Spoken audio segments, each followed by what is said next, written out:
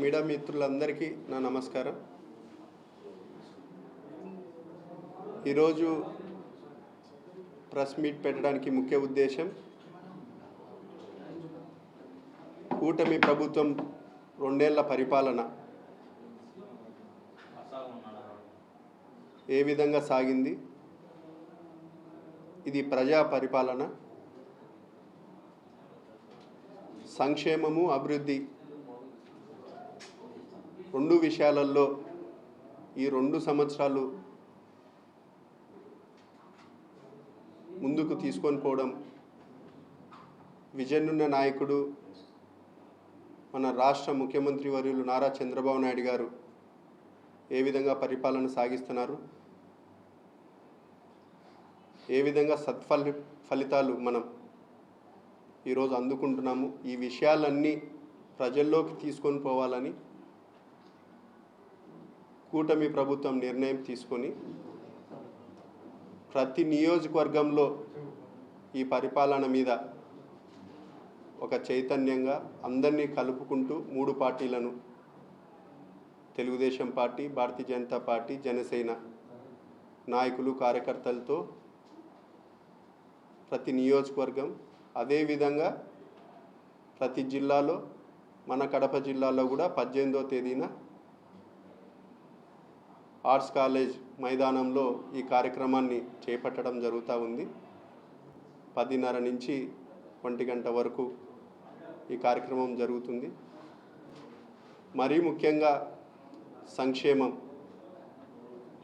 ఈ కూటమి ప్రభుత్వం ఏర్పడిన తర్వాత చెప్పిన మాట ప్రకారం ఎలక్షన్ మేనిఫెస్టోలో పెన్షన్స్ని పెంచి ఇవ్వడం కానీ,